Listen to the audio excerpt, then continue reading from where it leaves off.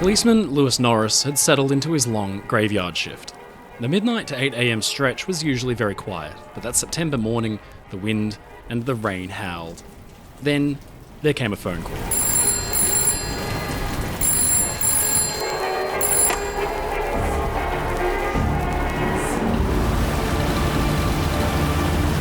The resident had been staring out his bedroom window. Something, he said, was glowing out on the horizon. Norris sped out into the night in his Model T Ford to see for himself. Parked by the seaside, he braved the wind and the rain, and then he saw it.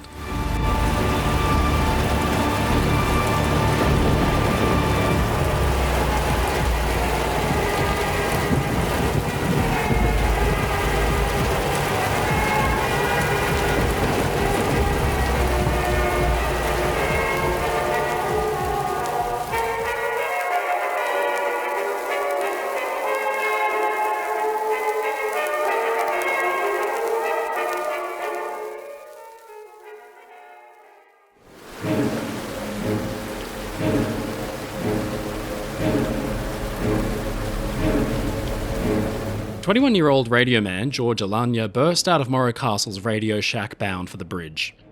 He needed to find out what was going on, to speak to Morro Castle's acting captain, William Worms, and to get his okay to send a distress signal.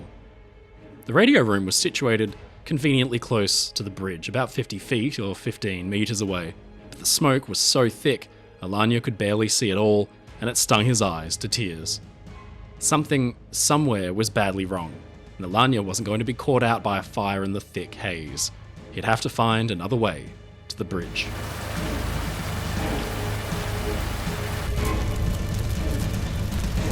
Two decks below his feet, stewards fought desperately to keep the flames at bay. They threw bucket after bucket of water onto the roaring fire, but the water simply fizzled into steam. Like an unstoppable tsunami of fire, it spread across the floor of the lounge and, crucially, the walls. Morro Castle, like all ships of her era, made heavy use of ornate wood panelling. It was varnished almost weekly to a near mirror-like sheen. It kept the ship fresh and like new, but it created the perfect fire accelerant. As soon as the walls began to burn, there could be no stopping the Inferno. Morro Castle was a steel ship, but nearly every surface inside was covered in thickly varnished timber.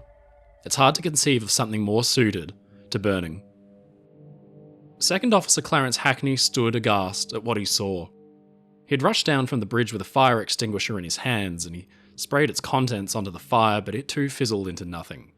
The heat was so intense it was nearly impossible to get close enough to the flames anyway, and even now thick black smoke was curling up towards the lofty ceiling of the lounge and obscuring vision. Hackney already knew that this was a losing battle. He turned and ran for the bridge in a panic, desperate to report the dire situation to acting Captain Worms, but as he did so, he completely forgot to close the steel fire doors that connected the lounge and the writing room to the rest of the ship. The stewards that were throwing buckets of water onto the fire, none of them thought to close the doors either. Staring into the flames must have had a mesmerizing effect, like looking into the eyes of some kind of demon. This was one of nature's most fearsome, unstoppable forces, and standing between it and an entire shipload of sleeping passengers was a handful of white-coated men with buckets.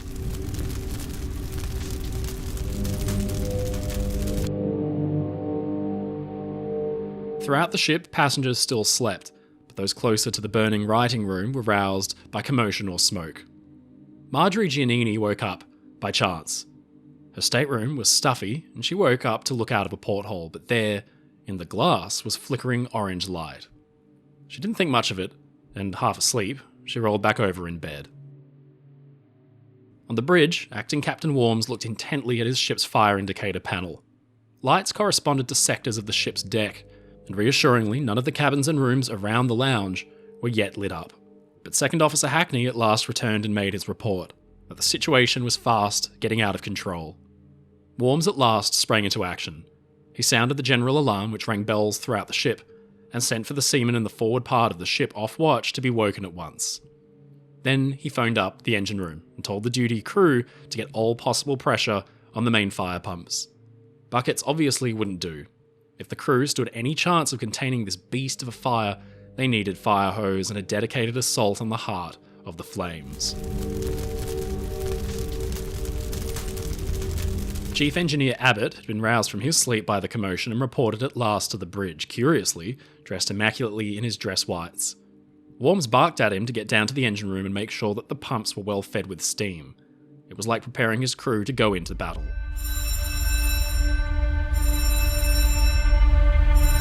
Marjorie Giannini had drifted off to sleep again, but something, maybe the fire alarm which rang weakly out in the corridor, woke her up again. This time, she could definitely smell smoke. She bolted out of bed and woke her husband, Paul, with a start. Even though they hadn't been through an emergency drill, they grabbed their life jackets and put wet towels over their faces. The Brooklyn couple was as ready as they could be to face whatever was out in the hallway. They opened the door to take a look. Fire alarm rang bells in corridors and rooms throughout the ship, but it rang so softly, most slept peacefully through it. Up on A deck, in cabins directly above where the fire raged, passengers slept soundly through the alarms too. The Sains family in their luxury suites probably never heard it at all. Just beneath their beds, crewmen were fighting a desperate struggle to bring the fire under control.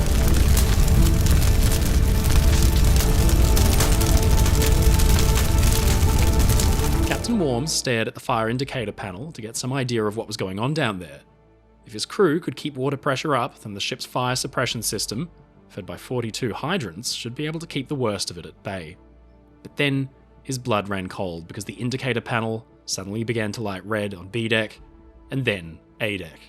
It meant that passenger staterooms were catching on fire.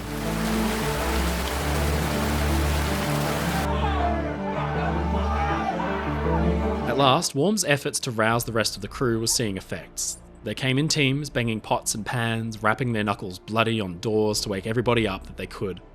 In panic, dressed in their pajamas and dressing gowns, people stumbled out into the smoky corridors without the foggiest idea of what was happening. They grabbed their life jackets and rushed for the boat deck, and slowly a crowd of people began to gather by the boats. But those on the bridge watched in horror as fire unexpectedly burst onto the deck where the boats were swung poised for launch. It nefariously licked at them until boats 2 and 4, closest to the source of the blaze below, began to buckle from the heat, their paint bubbled and peeled. Worms must have had a million thoughts flood his mind. They'd been so close to making it home. To others, he seemed dazed, mentally removed from what was happening around him. But then he was snapped out of his shock by a huge boom and a ball of furious flame that erupted from the side of the ship.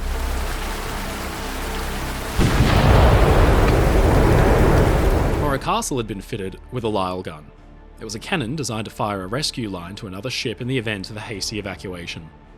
In the chaos and the confusion, its existence had been forgotten about. That, and its proximity to the fire. The gun was stocked with 100 pounds, nearly 50 kilograms, of gunpowder. With a crack, it went up, blowing out windows and sending fire and debris raining out over the Atlantic. But then there was a gush as air was sucked back in through the new openings it had left behind.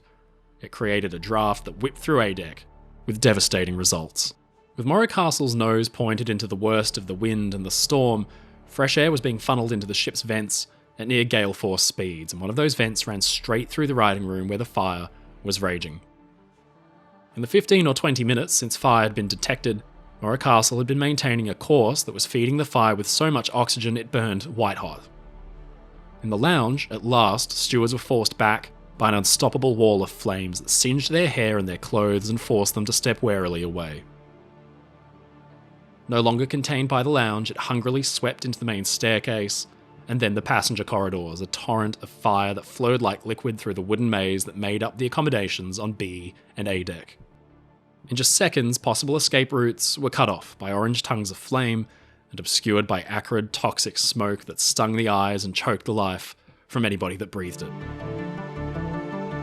The steady crackle of the fire became a roar as it consumed all the finery, all the beautifully varnished timber, all the tiles and the curtains and the luxury. It had been designed to thrill the ship's passengers, but now it fed a voracious blaze that was quickly gutting the heart of the ship.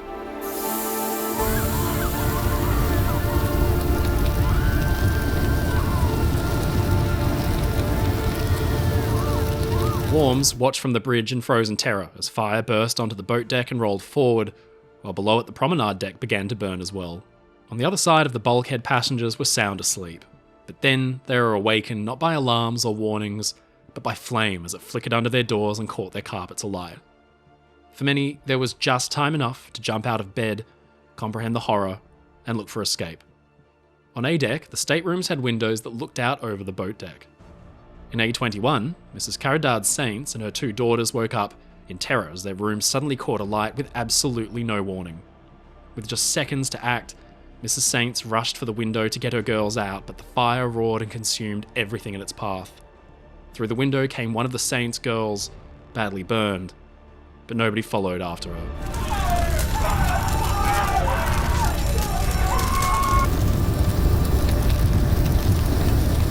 A sudden fight for survival for those asleep on A deck came absolutely out of the blue and at a terrifying pace. There were only seconds to act, seconds to live or die. From the boat deck windows came the sounds of screams, and then, one by one, people fell out onto the wooden planks. Angelus Dawn fell onto the deck from her stateroom A16 with her face and her hands burnt, and her night clothes smoking, but in her rush to escape, she'd left her pet whippet behind. On the starboard side, at cabin A23, 13-year-old Braulio Saints appeared panicked at his window and tried to squeeze through. Badly burnt, he was pulled through and collapsed to the deck in a smoking heap. Then at A18, there came 13-year-old Bobby Gonzalez, small and lithe enough to squeeze through his stateroom window, but he too was horribly burnt, and he lay still on the deck below the lifeboats, surrounded by a disturbed crowd who had no idea of what to do. Just forward at A10, 41-year-old Max Berliner had no chance of getting through his narrow cabin window, even as the fire spilled into his cabin and began to eat the room. Nearby, in A3, Miss Catherine Cochrane may have never woken up at all. Morro Castle's finest passenger cabins had been reduced to smouldering hell.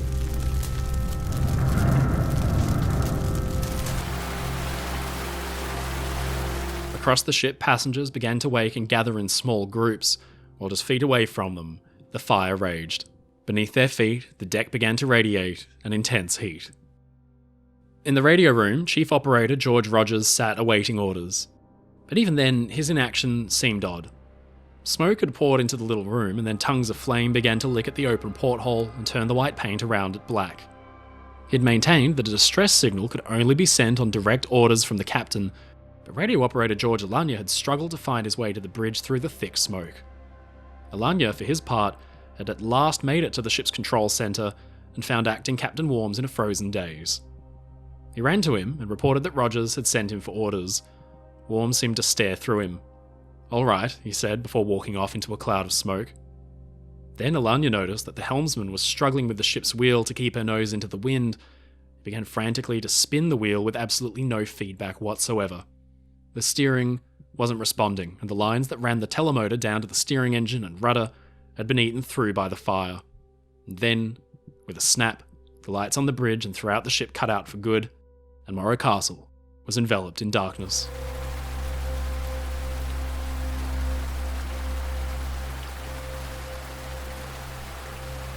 Down in the engine room, Chief Engineer Abbott and his men struggled with their machinery. The fire pump had steam on it, sure enough, but pressure was dropping alarmingly. Morro Castle had been designed with what was, for the time, an impressive fire suppression system. Aside from the steel doors, there were some 42 hydrants and thousands of feet of fire hoses that could reach anywhere in the ship. But her designers had figured that a serious fire would require no more than 6 hydrants at a time, and the pumps had been designed accordingly. Now, with a fire fanned by storm winds and flames ripping through 3 decks of ornate passenger cabins and public rooms, the crew were forced to fight sporadic battles with their hoses wherever they could. With more than double the amount of hydrants in action that was designed, the pressure across the entire system died virtually to a trickle. Crews, their faces blackened with soot and their skin peeled by the heat, felt the pressure go. The most crucial weapon the men could use to contain the blaze was dying out, and the fire would be able to consume the ship without mercy. Nobody could stop it.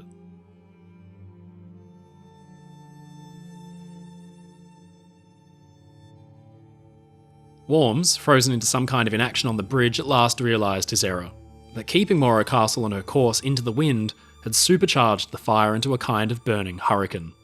With the situation well out of his control and critical seconds ticking by, he knew that his ship couldn't make it to New York. That here, miles off the New Jersey coast, he'd need to evacuate the liner, and Wardline's flagship was lost. He'd have to try to get the ship closer to shore so boats could be landed right on the beach. but the liner's steering had died just moments earlier.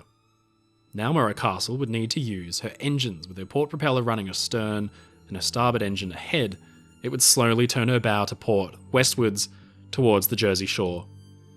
In the distance, Worms could just see the sea-girt lighthouse. It must have seemed impossibly far away.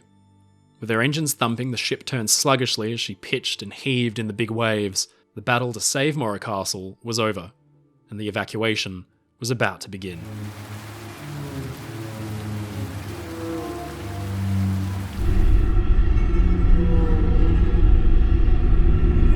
Two decks down from the fire, Charles Filzer, 27, was asleep in his stateroom next to his wife Selma. The pair had been married just a week and a half earlier, and their honeymoon to Cuba had been short but sweet. They'd been photographed there, arms around one another, in all white, chic, happy, their whole lives ahead of them. But in the middle of the night, as the ship around him gently rocked and swayed in the big sea, Charles's eyes blinked open in the dark because he could smell smoke. He bolted out of bed, stuck his head out of the cabin door into the hallway, and was hazy. Alarmingly, there was water on the floor. Something was desperately wrong, so he shook his wife gently awake and reached for the life jackets. In other corridors, passengers and crew ran through, banging on doors and dragging people out. The Gianninis had come out with their mouths covered by wet towels to protect against the smoke, and they did their best to rouse their friends and their shipmates from their slumber. For those that stumbled out, bleary-eyed, into the corridors, the ship's layout and the fire's location presented a simple, brutal problem. The fire had started in the very centre of the ship. It had burnt fiercely up into A deck where the lifeboats were kept.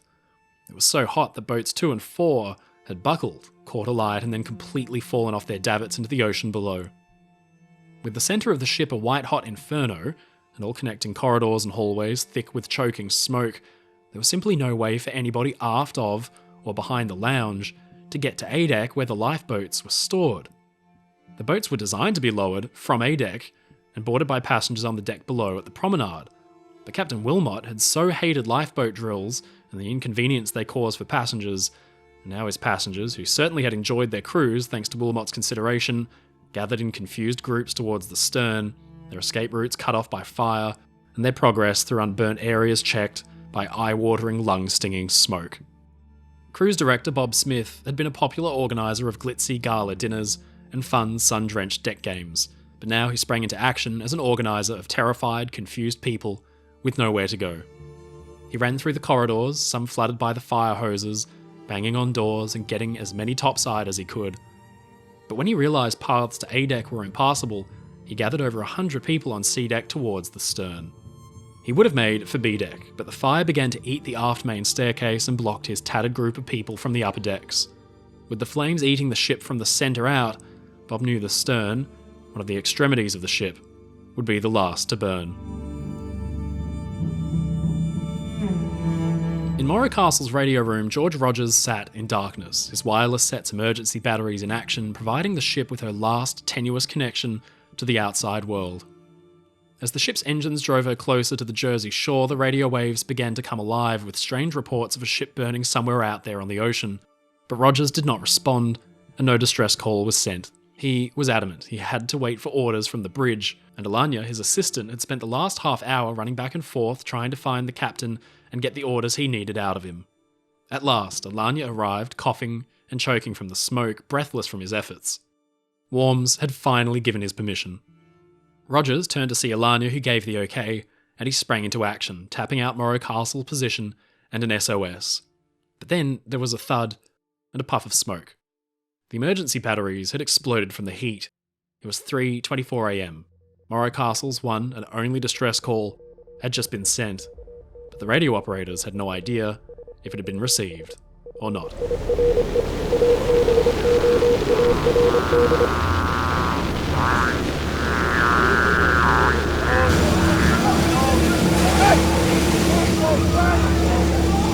On the boat deck, Engineer Abbott, his once pristine white uniform now dotted with embers and stained with black soot, hoarsely shouted for Lifeboat 3 to be swung out and loaded.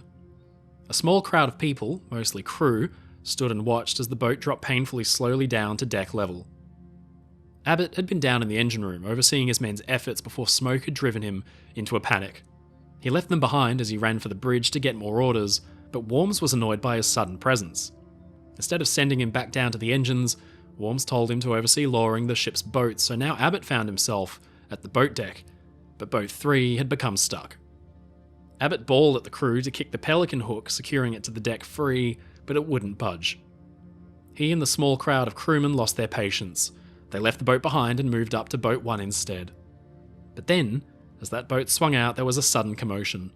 A young woman appeared at her suite's window, one of those that looked out over the boat deck. The crew smashed the glass and pulled her through just in time, as the cabin was consumed by the flames behind her. She was tossed into lifeboat 1 with 3 other passengers and 27 crew, and sitting among them was Chief Engineer Abbott. The boat lowered away into the pitching, broiling sea, and it left the burning ship behind.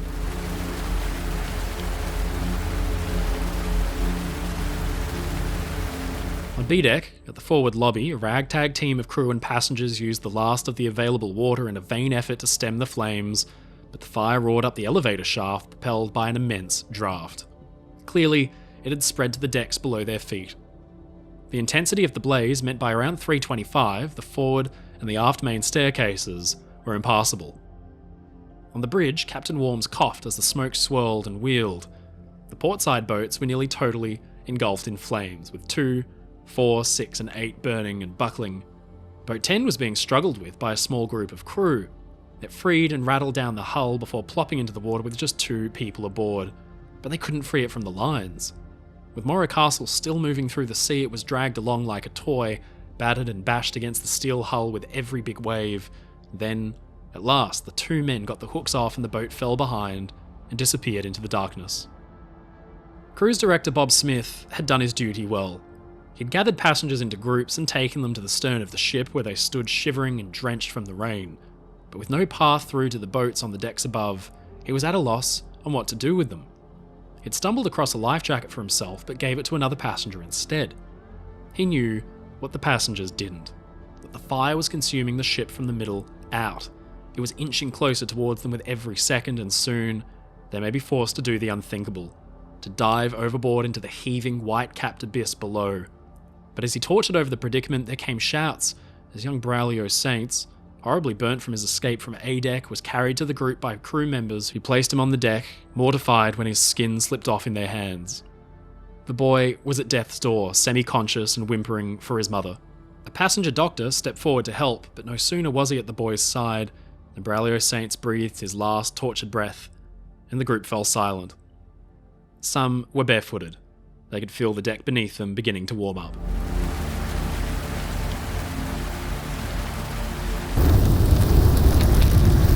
Back at the boat deck, the bulkhead separating A-deck's starboard cabins from the boats managed to contain the fire, so crewmen could struggle with the lifeboat's falls and try to get some away. Boat 3 had got stuck when another party came across it and finally managed to free the lines to get it away. On the other side, crew struggled with Boat 12. They could plainly see the flames as they ate the deck ahead of them. Night watchman William Torres, 35, did his best to free the lines securing the boat to the davits, but the fire was too quick for him.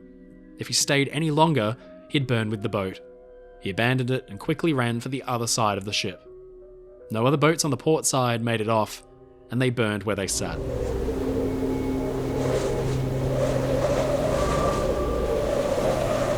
From the bridge, Captain Worms watched as small groups of crew fussed with the few remaining boats on the starboard side. But to his frustration, he saw that those jumping in were mostly crew members, and the passengers were nowhere to be seen. Torres, who had just abandoned lifeboat 12 on the other side of the ship, now wrestled with the lines for number 11, while Second Officer Clarence Hackney barked orders at groups of crew, but some stood dumbfounded, as if they had no idea how to work the boat's gear at all. Others ignored his orders. They were supposed to swing the boats out and wait for passengers to board, but many hopped in themselves and lowered away. The boats, some with only a handful aboard, thrashed down into the water and were battered about by enormous waves as they drifted far away from the burning ship. Worms shouted his voice hoarse from the bridge wing, but it was no use. Nobody could hear him over the gale. Where were the passengers? What he didn't know was that escape routes aft were completely cut off. But then something must have caught his eye. A lone figure bobbing in the waves, ahead, and then another. His passengers were there. They were jumping overboard.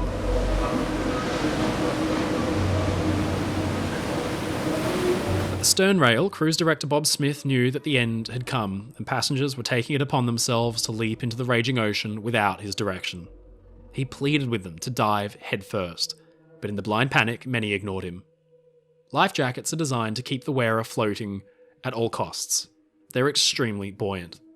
Jumping from a height with a life jacket on could have dire unintended consequences. Morro Castle's passengers climbed over the railings, their shoe soles melting to the deck beneath their feet, and dropped 2 or 3 stories into the black waves.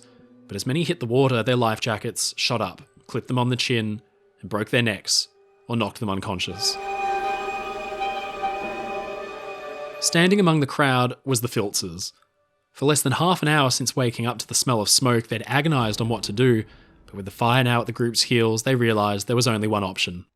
They climbed the rail together, held hands, and leapt over the side into the darkness. They were joined by fellow honeymooners Marjorie and Paul Giannini. Marjorie noticed, to her horror, that the ship still seemed to be moving, that the propellers were churning a path as they still slowly span with the ship's dying steam supply. Encouraged by Bob Smith, who did his best to warn the group of the danger below, the Gianninis took the plunge.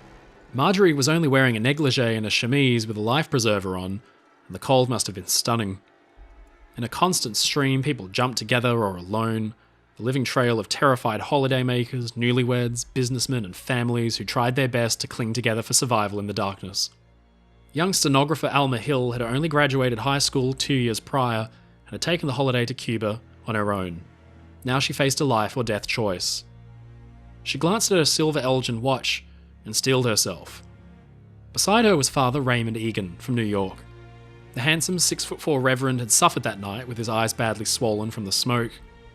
Egan went from person to person, group to group, offering consolation and absolution to anybody who wanted it. He came across Alma, who was prepared to jump.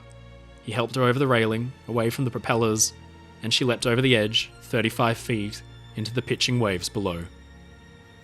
In the bridge, Captain Worms was struggling for fresh air himself, and he couldn't help but notice that the ship's control centre was becoming insufferably hot.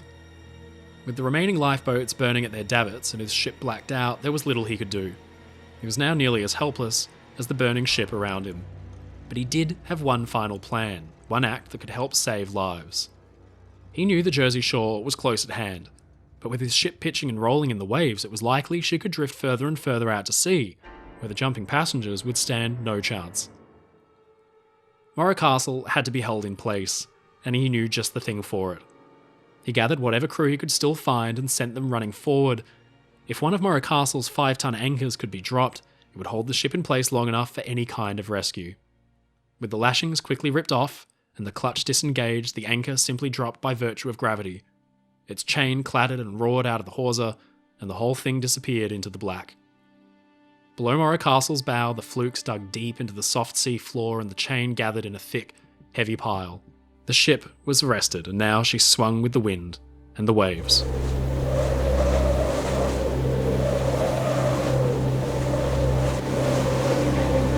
At the stern, the group of passengers was beginning to thin out, and the frantic escape over the side had become a race for survival. Some had been trampled and injured as those around them panicked and made for the railings. In the near distance, they could see small white blurs, the ship's lifeboats, but they were in no position to come to their rescue. The crew in the boats were struggling just not to be capsized by the waves themselves. They disappeared into the night. Some had the bright idea to rig lines down from the ship's stern so those fit enough could lower themselves into the water instead of jumping, but it did little to quell the panic. One tall man stood frozen at the railing, blocking those behind him from going over. They tugged at his shirt, but he wouldn't move. Finally, a woman, in desperation and on the verge of suffocation, bit him, and he reeled away in pain. People stumbled, fell, and toppled over the railing, over one another, in a desperate bid for life.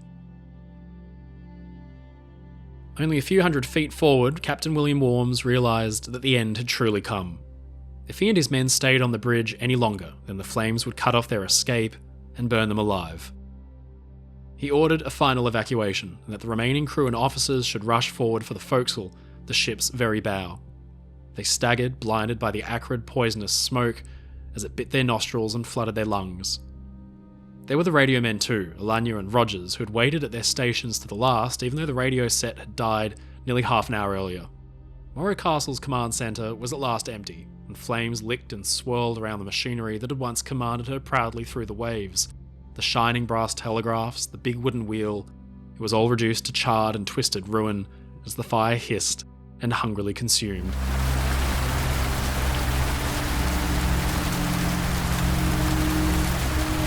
That was it.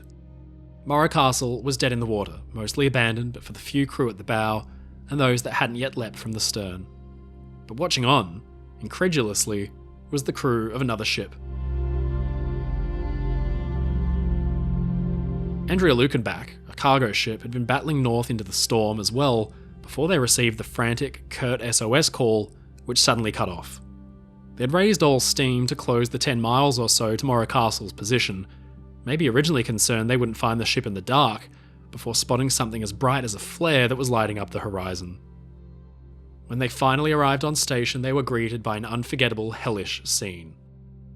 From stem to stern, the great ocean liner burned like a roaring volcano. People were stuck in staterooms and waved frantically from portholes. One woman waved at her would-be rescuers with her hair aflame. In the water, dozens of people, alive and dead, drifted listlessly, swamped by massive waves and obscured by spray. At the stern, people still jumped in dribs and drabs and fell behind into the night. In a hurry, the crew of the Andrea Lukenbach got their own boats swung out and into the water. Against the odds, the distress call had gone out. It had been received and answered, and help was at hand. Bob Smith realised that the time had come for him to go overboard too. He had watched appalled as those under his care were forced to leap into the ocean. He had set off to try to hunt for stragglers, but his path was completely blocked by flames. Now it was just him, alone, at the sea deck stern railing with no life jacket. He climbed over and jumped. Nearby, Reverend Egan and a handful of others were huddled, the loneliest people in the world, as the ship burnt around them. Egan was determined to stay, even though his face was burnt from the intense heat, and he tried his best to calm those that remained and didn't want to jump. Then, from below them, came a shout. A lifeboat had come alongside and was standing too, just off one of the ropes that had been rigged over the side. Rescue had come. The small group slid over the side down into the boat, and Reverend Egan at last escaped the Morro Castle. The lifeboat was not one of the ship's own, but from the SS Monarch of Bermuda. The dazed survivors peered through the spray at the vast white hull of a towering liner. She'd been steaming for New York herself, but turned around instead when reports of the deteriorating situation had reached her wireless. The SS President Cleveland arrived on scene too, although she didn't lower her boats into the water for fear of swamping them. Then the city of Havana came. She arrived just after Andrea Lukenbach, and her crew went back and forth in their boats, scooping up anybody out of the water that they could. Above them, the sky began to glow a murky purple. Sunrise was just around the corner. The longest night was soon to end, but the faint morning glow cast its light on a pitiable scene. Those in the water had faced hell both before and after jumping. They'd tried to stay together, but broke naturally apart by the howling wind and the punishing waves. The water was cold enough that it sapped many of them of their strength and left them floundering only to disappear beneath. The Filtzers had jumped together, holding hands, and then gripped onto something floating nearby. They quickly discovered, to their terror, that it was the body of a fellow passenger, but with nothing else to keep them above the waves, they had no choice but to cling on. Then there had come a huge rolling wave. It knocked Charles away into the dark, and Selma soon lost consciousness. Alma Hill had been with another group, but she got lost in the surging waves and found herself numb and alone. She struggled bravely, swimming to keep herself warm as best she could, but a passing fishing boat, loaded with victims and survivors, failed to stop to pick her up, and she reached her breaking point. Nearing hysteria, Alma was resigned to her fate, and felt like rescue could never come for her. Assistant purser Tom Torreson had tried to help with 13-year-old Bobby Gonzalez, who'd fallen through his A-deck stateroom window when the suites had suddenly been consumed by the fire. The boy was in agony, but Torreson tried his best. The pair went into the water together, and the horrible pain from third-degree burns suddenly plunged into salt water cannot be possibly imagined. Torreson took Gonzalez onto his back, and the boy put up a brave fight. But after a while in the water together, Torreson realised Bobby wasn't responding anymore, and he had passed. Still, he held on until a boat came for them. They took Torreson on, but refused the boy, because there was no room for the dead.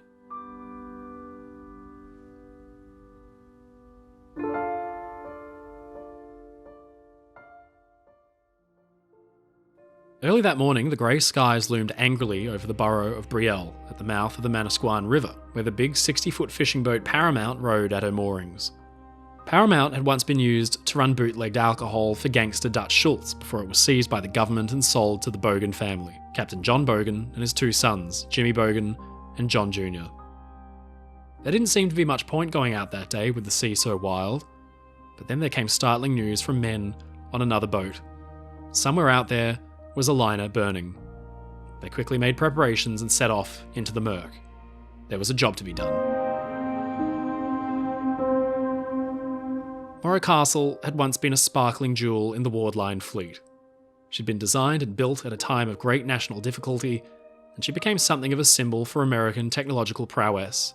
But now she lay smouldering, twisted, and destroyed.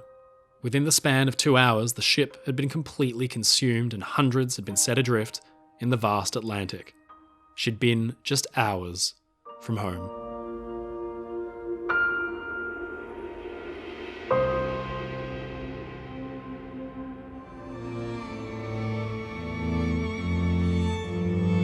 Next time, in the final instalment of the Morro Castle story, with rescue complete, investigations begin as the Coast Guard tries to unravel the shocking disaster.